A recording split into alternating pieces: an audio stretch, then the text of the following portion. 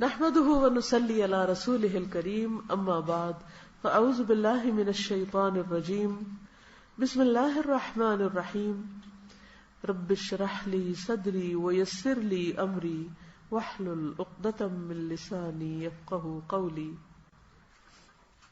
اچھا یہ بتائیے کہ آج کون سی تاریخ ہے؟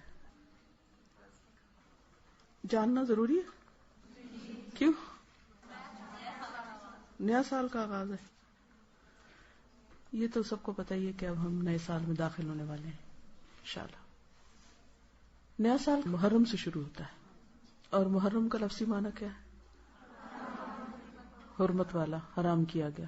کیا حرام ہے اس میں؟ گویا نیا سال ہمیں کس چیز کی یاد دلاتا ہے؟ امن کی، پیس کی، کہ اس میں مسلمانوں کا جان، مال، آبرو ایک دوسرے پر حرام ہے. لیکن کتنی حیرت کی بات ہے کہ اسی مہینے میں ہم سب سے زیادہ ایک دوسرے کی جان، مال، عزت، آبرو حلال کر لیتے ہیں. خصوصاً آپ دیکھیں کہ پاکستان میں کیا ہوتا ہے محرم آنے پر، ہر ایک خوف زدہ ہوتا ہے. کیوں؟ کیا سوچ کے خوف زدہ ہوتا ہے؟ قتل و غارت ہوتی عام دنوں سے زیادہ، اور ایک دوسرے پر سب و شتم ہوتا ہے. سب و شتم کیا ہوتا ہے؟ گالی گلوچ ہوتا ہے. حتیٰ کہ بعض اوقات اس میں صحابہ کرام کو بھی نہیں چھوڑا جاتا. عام مسلمانوں کی عزت و آبرو تو اپنی جگہ، لیکن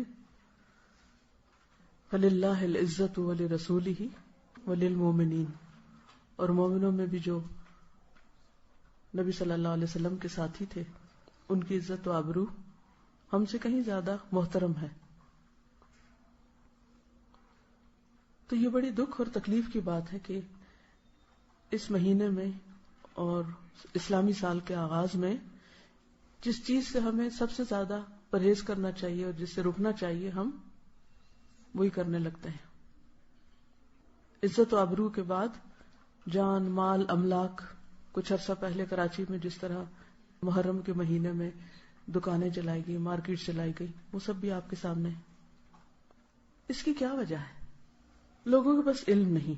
بعض اوقات علم ہوتا ہے لیکن پھر کیا چیز ہوتی ہے کہ عمل نہیں ہوتا. اس کی کیا وجہ ہوتی ہے؟ یقین نہیں ہوتا. اور دیکھیں، علم اور عمل کے بیچ میں ایک اور چیز ہوتی ہے اور وہ ہے تقوی، اللہ کا ڈر. جس علم کے ساتھ اللہ کا ڈر نہیں آتا، تقوی نہیں آتا، وہ علم عمل میں نہیں بدلتا. اسی لیے آپ دیکھیں کہ قرآن مجید کے شروع میں شرط لگا دی گئی. کیا؟ ذالک الکتاب لا ریب فیہ ھدی للمتقین. یہ کتاب متقین کو ہدایت دے گی. یعنی جس کے دل میں اللہ کا ڈر ہوگا اس کو ہدایت ملے گی اس کتاب سے. اور ہدایت کا معنی آپ کو معلوم ہے نا، کسی کو راہ دکھانا اور اس پر چلانا اور منزل تک پہنچانا. کتاب کھولنے سے راہ تو نظر آتی ہے، لیکن اس پہ چلنا اور پھر منزل تک پہنچنا یہ صرف اس وقت ہوتا ہے جب انسان کے اندر کیا آتا ہے؟ تقوی، اللہ کا ڈر. اللہ کا ڈر ایسی چیز ہے کہ انسان چاہے سب لوگوں کے بیچ میں ہو، چاہے وہ تنہا ہو، دن میں ہو یا رات میں ہو، اندھیرے میں ہو یا روشنی میں ہو، کہیں بھی ہو، وہ حرام سے بچتا ہے، وہ غلط چیزوں سے بچتا ہے، وہ اللہ کی نافرمانی سے بچتا ہے. اور جب تک اللہ کا ڈر نہیں آتا تو بڑے سے بڑا عالم بھی بڑے بڑے غلط کام کرتا ہے. تو لوگ علم کو بدنام کرنے لگتے ہیں، دین کو بدنام کرتے ہیں، قرآن کو بدنام کرتے ہیں کہ دیکھو اس نے قرآن پڑھا اور اس کا عمل نہیں بدلا. حالانکہ قرآن نے تو پہلے ہی شرط لگا دی تھی کہ میں اس وقت تمہیں فائدہ دوں گا جب تمہارے اندر اللہ کا ڈر آئے گا. کیونکہ ان تتقوا اللہ یجعل لکم فرقانا، اگر تم اللہ سے ڈرو گے تو تمہارے اندر اللہ فرقان پیدا کر دے گا. یعنی فرق کرنا، تمیز کرنا سکھا دے گا، صحیح کیا غلط کیا ہے، کہ کہاں کیا کرنا چاہیے. کیونکہ علم پر عمل اصل میں ہے کیا، کہ کس چیز پر کب، کہاں، کیسے عمل کرے، کس موقع پہ کیا کرے. اسی کا نام حکمت ہے. پھر جو اس سے اگلا درجہ ہے. اور یہ بھی اللہ کس کو دیتا ہے؟ جس کو چاہتا ہے. اور وہ کیا دیکھتا ہے؟ کس کو دوں؟ جس کے اندر طلب ہو، تڑپ ہو. اور وہ طلب تڑپ کس چیز کی؟ کہ اللہ مجھ سے راضی ہو جائے، کہ مجھے اللہ وہ سکھا دے کہ جس سے میں وہ کام کروں کہ جس سے میرا رب مجھ سے راضی ہو جائے. اور جب یہ تڑپ آتی ہے تو پھر اللہ اس بندے کی قدردانی کرتا ہے. آپ ایک قدم اس کی طرف چلتے ہیں، وہ 10 قدم آپ کی طرف آتا ہے. وہ آپ کے لیے آسانیاں کر دیتا ہے. انسان کو انسان کے نفس کے شر، اس کے فتنوں اور شیطان اور لوگوں کے شر اور بہت سی خرابیوں سے انسان کو محفوظ کر دیتا ہے. اور یہ اس کی بہت بڑی نعمت ہوتی. تو محرم کی آمد کے ساتھ ہم سب کو پھر ایک بار اس سبق کو دہرا لینا چاہیے اور اپنے ساتھ کچھ عہد و پیمان کرنے چاہیے کہ میں اپنی زبان سے کسی کو بے آبرو نہیں کروں گی، کسی کے ساتھ ایسا معاملہ نہیں کروں گی کہ جس سے دوسرے کی توہین ہو، نہ سامنے اور نہ پیچھے. بہت سے لوگ سامنے تو مسکین بن جاتے، کچھ نہیں کہتے، لیکن جب دوسرا سامنے نہیں ہوتا پھر کیا کرتے ہیں؟ غیبت کر کے بیک بائٹنگ کرتے ہیں، کمر نوچتے ہیں، مردہ بھائی کا گوشت کھاتے ہیں. اور کچھ بڑے بہادر بنتے ہیں اور کہتے ہیں ہمیں کسی کا ڈر نہیں، ہم تو منہ پہ بھی کہہ سکتے ہیں. وہ اس سے بھی زیادہ بدتمیز ہوتے ہیں کہ جو اپنے آپ کو بڑا کانفیڈنٹ اور بولڈ سمجھتے ہوئے لوگوں کے منہ پر ان کو ذلیل کرتے ہیں. قرآن مجید میں آتا ہے وَيْلٌ لِكُلِّ ہُمَزَةٍ لُمَزَةٍ. یہ ہمزۃ اللمزہ کون ہوتا ہے؟ جو پیٹھ پیچھے بھی برائیاں کرنے کا خوگر ہوتا ہے اور منہ پہ بھی کرتا ہے، کہیں بھی باز نہیں آتا، اشاروں سے بھی کرتا ہے اور زبان سے بھی کرتا ہے. تو مومن اور منافق کا فرق یہی ہوتا ہے کہ مومن با اخلاق ہوتا ہے، منافق کے اندر کبھی اچھا اخلاق نہیں آ سکتا، وہ بد اخلاق ہوتا ہے. تو ایمان کا تقاضا یہی ہے کہ ہم اللہ سے ڈریں اور وہ کام کریں جو اللہ کو راضی کر دیں. محرم سے پہلے کیا ہوتا ہے؟ ذوالحج. ذوالحج کس بات کی یاد دہانی کراتا ہے؟ آخرت کی اور قربانی کی. کس کی قربانی؟ ابراہیم علیہ السلام اور اسماعیل علیہ السلام کی قربانیوں کی یاد، ان کی اطاعت، فرما برداری اور اخلاص. اسی کی وجہ سے اللہ نے ان کو وہ گھر بنانے کی توفیق دی اور پھر لوگوں کو اس کی طرف مائل کیا اور لوگوں کے لیے خیر و بھلائی کا ذریعہ بنا دیا اس کو. قربانیوں کا یہ سلسلہ چلتا رہا.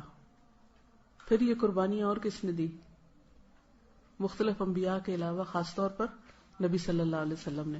نبی صلی اللہ علیہ وسلم نے کون کون سی قربانیاں کی تھی؟ گھر کی کیا کی تھی؟ ہجرت کب ہوئی تھی؟ نبوت کے 13ویں سال. مہینہ کون سا تھا؟ اچھا یہ بتائیں کہ اسلامی کیلنڈر کا آغاز محرم سے کیوں ہوتا ہے؟ اس کی خاص وجہ کیا تھی؟ کیونکہ ہجرت ہوئی تھی. ہجرت سے ہی تو آغاز ہوا تھا اسلامی کیلنڈر کا. لیکن آپ نے دیکھا کہ شیطان نے ہمارا دھیان کس طرف کروا دیا. محرم کا لفظ آتے ہی ہمارا سارا خیال، سوچ اور پورے کا پورا ایک ماحول کس رنگ میں بدل جاتا ہے. کسی کو ہجرت یاد آتی؟ نہیں آتی نا. محرم کے ساتھ ہجرت کا کوئی کانسیپٹ ہی نہیں رہا. محرم کے ساتھ عزت آبرو کی حفاظت اور عزت آبرو کے خیال رکھنے کی بات ہی نہیں، سوچ ہی نہیں. کیسے شیطان نے بھلوایا ہم کو سب کچھ. اسلام کی اصل روح اور اس کا ایسنس وہ ختم ہو کے رہ گیا اور ہم کچھ اور ہی کرنے چل پڑے جس کا ذکر نہ قرآن میں نہ سنت میں. اور ہم سب اس پہ راضی اور ہم دیکھتے ہیں اپنی آنکھوں سے اور سنتے ہیں اور کوئی بھی نہیں سوچتا کہ ہم سب کیا کر رہے ہیں. بحیثیت قوم کیا کر رہے ہیں، بحیثیت فرد کیا کر رہے ہیں، بحیثیت خاندان کے کیا کر رہے ہیں. تو سوچنا چاہیے نا. اللہ نے ہم کو عقل دی ہے نا، مسلمان بنایا، عقل دی، شعور دیا. انسان اور جانور میں سب سے بڑا فرق یہ ہے کہ انسان عقل استعمال کرتا ہے، باشعور ہوتا ہے. لہذا محرم جہاں حرمت کا سبق دیتا ہے وہاں ہجرت کا سبق دیتا ہے، ہجرت کی یاد دلاتا ہے. نبی صلی اللہ علیہ وسلم نے ہجرت کیوں کی تھی؟ دین کی خاطر. اپنا گھر، جان، مال، ہر چیز کی قربانی کی تھی. ہجرت قربانی ہے نا. ذوالحج میں بھی قربانی اور محرم بھی قربانی. لیکن ہم سب بڑے مقاصد اور بڑے مقام پانے کے لیے کتنی قربانیاں کرتے ہیں؟ کس کس چیز کی؟ ہم حضرت ابراہیم کی قربانیاں پڑھتے ہیں، ہم حضرت اسماعیل کی قربانی پڑھتے ہیں، ہم حضور صلی اللہ علیہ وسلم کی قربانیاں پڑھتے ہیں. ذرا ایک لسٹ اپنی قربانی کو بھی بنائیے. آپ نے کیا کیا قربان کیا؟ کس کس چیز کو قربان کیا؟ ہجرت صرف کسی جگہ کے چھوڑ دینے کا نام نہیں. ہو سکتا ہے آپ میں سے جو ہاسٹلائٹس ہوں وہ کیا کہیں کہ ہم نے بھی تو قربانی کی ہوئی ہے کہ گھر کا آرام چھوڑ کے ہاسٹل کے آرام میں رہتے ہیں. باقی لوگ یہ کہہ سکتے ہیں کہ ہم ہر روز گھروں سے نکلتے ہیں، گاڑیوں کے دھکے کھاتے ہیں، اتنا سفر کرتے ہیں، یہاں پہنچتے ہیں، اور ہاسٹل والوں کے کیا مزے اوپر سے نیچے آ جاتے ہیں. ہم زیادہ بڑی قربانی کر رہے ہیں. یہ تو ایک دفعہ گھر سے ہم روز آتے ہیں. تو ہجرت صرف ایک جگہ سے دوسری جگہ جانے کا نام نہیں، اور صرف تھوڑا سا وقت یا مال یا جان قربان کرنے کا نام نہیں، بلکہ ہجرت ہر اس چیز کو چھوڑنے کا نام ہے جو اللہ اور بندے کے درمیان دوری پیدا کرے. ٹھیک ہے نا؟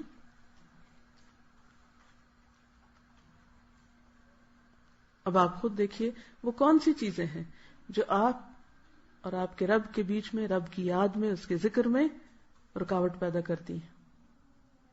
خود سوچیے. اب آپ عقل استعمال کیجیے اور بتائیے مجھے.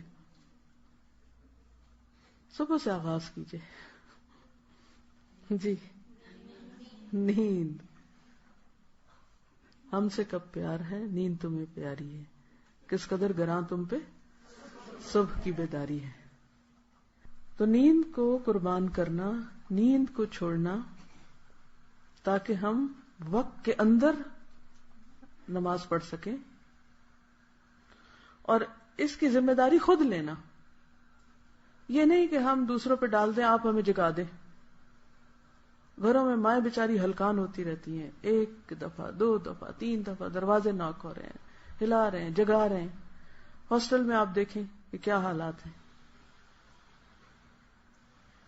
کیا واقعی ابھی تک ہم بچے ہیں کہ کوئی ہم کو جگائے؟ ہمیں اپنی ذمہ داری اب خود نہیں لینی چاہیے؟ لینی چاہیے نا. خود جاگنا چاہیے نا. یا ہمارے پاس کوئی جواز ہے نہ جاگنے کا؟ نہیں ہے نا. کوئی بھی نہیں ہے. کوئی یہ نہیں کہہ سکتا میرے پاس الارم کلاک نہیں. پہلے تو لوگوں کے پاس کوئی ایسی گھڑیاں نہیں ہوتی تھی. وہ کیسے جاگتے تھے؟ ایمان کے بل پہ جاگتے تھے نا. اگر آپ کے اندر اللہ کا ڈر ہے اور اللہ کا ذکر کر کے آپ سوتے ہیں، بلیو می، آپ کتنے بھی تھکے ہوئے اگر آپ اللہ تعالیٰ سے رات دعا کر کے سوئیں کہ اللہ تعالیٰ مجھے اتنے بجے جگا دیں، لازماً آپ جاگ جائیں گے. آپ کی نیت اور ارادہ ہونا چاہیے. اگر ابھی تک بھی آپ کی صبح کی نماز لیٹ ہوتی ہے یا قضا ہوتی ہے تو اس کا مطلب یہ ہے کہ آپ قربانی کرنا نہیں جانتے. اصل ہجرت نہیں کی ابھی تک آپ نے. تو ہمیں یہ دیکھنا ہے کہ کہاں کہاں ہمیں دین پر عمل کرنے میں مشکل پیش آ رہی ہے. اچھا، جب ہم مشکل کی بات کرتے ہیں نا، ہم ساری باہر کی مشکلات کا ذکر کرتے ہیں. ماحول ایسا ہے، معاشرہ بڑا خراب ہے، فلاں بڑا خراب ہے، ایسا ہو رہا ہے، ویسا ہو رہا ہے، دنیا بھر کی باتیں. اور جو مشکلات ہمارے اپنے اندر ہیں ان کو ہم بھول جاتے ہیں. کچھ ہمارے اپنے اندر رکاوٹیں، کچھ کمپلیکسز ہیں دین پر عمل کرنے سے جو ہم کو روکتے ہیں. مثلا کسی شادی کے موقع پر باحیا لباس پہننے سے کیا چیز روکتی ہے ہمیں؟ اندر کا کمپلیکس نا. کیا کہ لوگ کیا کہیں گے، ہم کو یہ اچھا نہیں سمجھے گا، ہم اس کی نظر میں نہیں جچیں گے، یہ ہمیں بیکورڈ سمجھیں گے، وہ برا بھلا کہے گا. تو یہ لوگ تو باتیں کرتے رہتے ہیں، لوگوں کی باتیں تو باتیں ہی ہوتی ہیں. اصل بات یہ ہے کہ ہم کہاں کھڑے ہیں، ہم نے کیا فیصلہ کیا، ہم نے کیا ڈیسائیڈ کیا ہے. آخر کیا وجہ ہوتی ہے کہ کچھ لوگ ایک چیز سنتے ہیں اور اس کے حسن حصے پر عمل کرتے ہیں اور اس میں وہ استقامت اختیار کرتے ہیں، پکے رہتے ہیں. دنیا ادھر کی ادھر ہو جائے وہ کہتے ہیں میں نے تو اپنے رب کو ہی راضی کرنا ہے.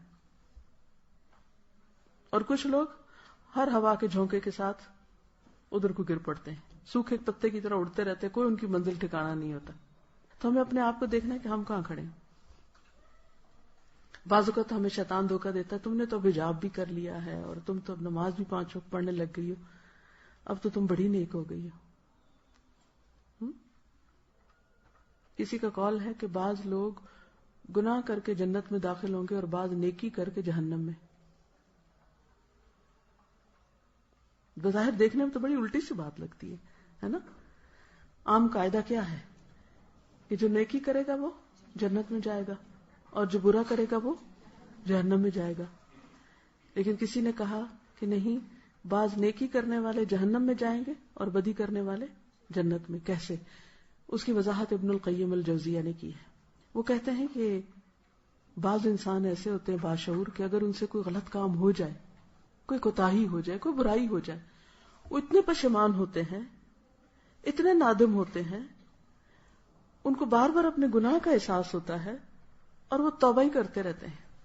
ان کی یہ توبہ ان کو جنت میں لے جاتی ہے، کیونکہ ان اللہ یحب التوابین، اللہ توبہ کرنے والوں سے محبت کرتا ہے. اور تواب فعال کے وزن پر کیا ہے؟ بہت زیادہ توبہ کرنے والے، کہ جو روتے ہیں کہ یا اللہ ہم سے غلطی ہو گئی. اور اس کے لیے پہلی شرط کیا ہے کہ انسان مان جائے کہ مجھ سے غلطی ہوئی. اور یہ ماننا ہی بڑا مشکل کام ہے کہ کوئی کہے کہ ہاں مجھ سے غلطی ہوئی.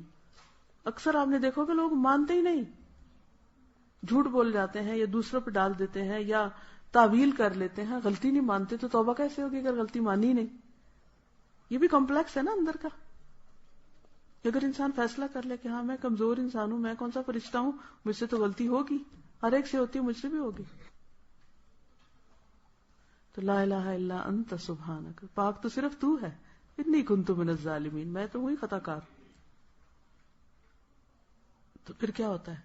ایسا شخص اپنی ندامت کی وجہ سے، شرمندگی کی وجہ سے، غلطیوں پر رونے کی وجہ سے جنت میں پہنچ جاتا ہے. اچھا، اس کے برعکس دوسرا شخص جس کو اللہ کی توفیق سے کوئی نیکی کا موقع ملا، تو پھر اس نے کیا کیا؟ بڑا خوش فہمی میں مبتلا ہو گیا، میں تو اتنا نیک ہوں، حج کر کے آیا ہوں. یہ ان سب نے تو حج نہیں کیا. واہ کیا ہے، کیا شان ہے، میں نے حج کیا، میں نے صدقہ کیا، میں نے یہ کیا، میں نے وہ کیا، اور وہ اس خوش فہمی میں اپنے اندر بھرا رہے کہ میں بڑا نیک ہوں، اب تو میرے سارے گناہ معاف ہو گئے، اب تو کیا فکر کی بات ہے. یا میں نے کوئی بھی، جیسے روزہ، میں تو روزہ رکھتا ہوں، یہ سارے تو روزہ بھی نہیں رکھتے. انسان دوسروں کو حقیر سمجھنے لگے اور اپنے آپ کو بڑا نیک سمجھنے لگے. کسی کو نماز پڑھتا دیکھے تو کہا اس کی کیا نماز ہے، اس کو تو نماز ہی نہیں پڑھنی ہے، تو میں دیکھو کیسے خشوع خضوع سے پڑھتا ہوں. یہ کتنی بڑی مصیبت ہے کہ جب کسی کو نیکی کی توفیق ہو جاتی ہے تو عموماً شیطان کہاں سے آ کے گرتا ہے؟ کہاں سے گرتا ہے؟ خوش فہمی میں مبتلا کر دیتا ہے، تم بڑے نیک ہو گئے ہو. وہ بار بار خیال ڈالتا ہے کہ تم بڑے اچھے ہو، اور باقی سب. اور چلو اگر یہ نہ بھی خیال ڈالے، یہ خیال ڈالنا ضرور شروع کر دیتا ہے کہ باقی سارے بڑے خراب ہیں. لوگوں کو انسان حقیر سمجھنے لگتا ہے اور یہاں سے تکبر آ جاتا ہے. اور جس کے دل میں رائی کے دانے برابر تکبر ہو، جنت میں نہیں جائے گا. کتنی خطرناک بات ہے. پھر کیا کرنا چاہیے؟ ہمیشہ اپنی غلطیوں پہ نظر رہے اور دوسروں کی اچھائیوں پہ نظر رہے کہ اس کے اندر یہ کتنی اچھی خوبی ہے. اگر ہم ہر ایک کے ساتھ ایسے ہی معاملہ کریں گے نا کہ اس کی اچھائیاں دیکھیں گے، یقین کرے ایک تو اپنا دل بڑا ٹھنڈا رہے گا، جس کو آپ دیکھیں گے خوش ہو جائیں گے. میں یہ ایک پریکٹس اکثر کرتی ہوں کہ جب کوئی بندہ مجھے نظر آتا ہے میں اس کی کوئی اچھائی یاد کرتی ہوں، تو اس کو دیکھتے ہی، اس کا نام سنتے ہی، اس کا خیال آتے ہی میرا دل خوش ہو جاتا ہے. یہ شخص بہت اچھا ہے، یہ بھی اچھا ہے، یہ بھی اچھا ہے، یہ بھی اچھا ہے. اچھا، اس سے کیا ہوتا ہے کہ میں خوش رہتی ہوں. لیکن جب شیطان یہ خیال ڈالنے لگتا ہے نا بدگمانی، یہ اس نے یہ خرابی کی ہوئی ہے اور اس نے وہ غلطی کی ہوئی ہے اور اس نے یہ کیا ہوا ہے، تو ان کو تو غریبوں کو پتہ ہی نہیں ہوگا. تو اپنے اندر ایک کیا ہوتا ہے، جلن کڑن پریشانی لگی رہتی ہے اور انسان کبھی بھی خوش مزاج نہیں ہو سکتا. یاد رکھیے کہ جب ہم دوسروں کی اچھائیوں پہ نظر رکھتے ہیں تو پھر اس وقت ہمیں کیا ہوتا ہے، اپنی غلطیاں بہت نظر آتی ہیں. اور جب اپنی غلطیاں نظر آتی ہیں تو پھر پشیمانی اور ندامت ہوتی ہے. جب پشیمانی ندامت ہوتی ہے تو استغفار کثرت سے ہوتی، خود ہی ہونے لگتی. وہ جو نبی صلی اللہ علیہ وسلم دن میں 70 سے 100 بار کرتے تھے تو وہ اسی وجہ سے کر پاتے تھے. بعض اوقات ہم ایک عمل عرصے تک کرتے رہتے ہیں اور پھر بھول جاتے ہیں. تو اسی لیے جو کامیابی کی 4 خصوصیات بتائی گئی نا، ان میں وتواصوا بالحق وتواصوا بالصبر. ہم سب بھولنے والے، ہم سب کو یاد دہانی چاہیے تھی. کوئی عالم ہو، جاہل ہو، بڑا ہو، چھوٹا ہو، مرد ہو، عورت ہو، جوان ہو، بوڑھا ہو، سب کو یاد دہانی چاہیے. ہر ایک کو چاہیے، مجھے چاہیے، آپ کو چاہیے. تو اس لیے بہت ضروری ہے کہ ہم علم کی مجلسوں کے ساتھ ہر قیمت پہ جڑے رہیں، یا سیکھنے والے بن جائیں یا سکھانے والے بن جائیں. یہ نہیں کہ یہ سال آپ نے قرآن کے ساتھ گزارا ہے اور اس کے بعد آپ سب کچھ بند کر کے سب بھلا دیں، یہ نہ ہو. تو ہم سب کو محرم میں کیا کرنا ہے؟ ہجرت کرنی ہے. ٹھیک ہے؟ کس چیز سے؟ نفس کی پرستش سے نکل کر اللہ کی اطاعت کی طرف ہجرت، جھوٹ سے سچ کی طرف، تکبر سے عاجزی کی طرف، شکوے سے شکر کی طرف، سستی سے چستی کی طرف، مایوسی سے امید کی طرف، غیبت سے نصیحت کی طرف. کسی کے اندر خامی دیکھے تو اس کو نصیحت کر دے، اس کو بتا دے کہ ایسا نہ کیا کرو. گناہوں سے نیکیوں کی طرف، خیانت سے، ناراضگیوں سے درگزر کی طرف، بے صبری سے، لوگوں کے ڈر سے اللہ کے ڈر کی طرف. تو ہم اپنے اس سال کے گول اور ٹارگٹ مقرر کر لیتے ہیں کہ میں کیا کروں گی؟ اپنے وقت کا صحیح استعمال کروں گی. بچوں کو بٹھا کر صحابہ کرام کی اچھی باتیں اور اچھی چیزیں، سب سے پہلے تو یہ سبق سکھائیں کہ محرم کا مطلب کیا ہے، اور پھر ہمیں کس طرح دوسروں کی عزت احترام کرنا چاہیے، اور اللہ، رسول اور مومنین کی عزت کیا ہے، اور جن سے اللہ راضی ہو گیا ان کے بارے میں ہمیں کیا کرنا چاہیے. اب دیکھیے، یہ جو حرمت ہوتی ہے نا کسی کی عزت، یہ ایسی چیز ہے کہ اگر ایک کی ٹوٹے نا تو لڑی ٹوٹ جاتی ہے، اب سب کی ٹوٹنے لگتی ہے. اگر صحابہ کرام کی عزت نہ کی ہم نے، کسی اور کی کوئی کرے گا، ماں باپ کی کوئی کرے گا، بہن بھائیوں کی کرے گا، استادوں کی کرے گا، بزرگوں کی کرے گا، بوڑھوں کی، کسی کی بھی پھر نہیں رہتی. ٹھیک ہے نا؟ تو اللہ تعالیٰ نے اسی لیے سارے مومنوں کی عزت، جان مال ایک دوسرے پہ حرام کر دی کہ تمہارے پاس حق نہیں کہ کسی کے ساتھ ایسا سلوک کرو. اچھی باتیں سیکھوں گی اور دوسروں کو سکھاؤں گی، اپنے مقصد کی طرف کیا کروں گی؟ متوجہ رہوں گی.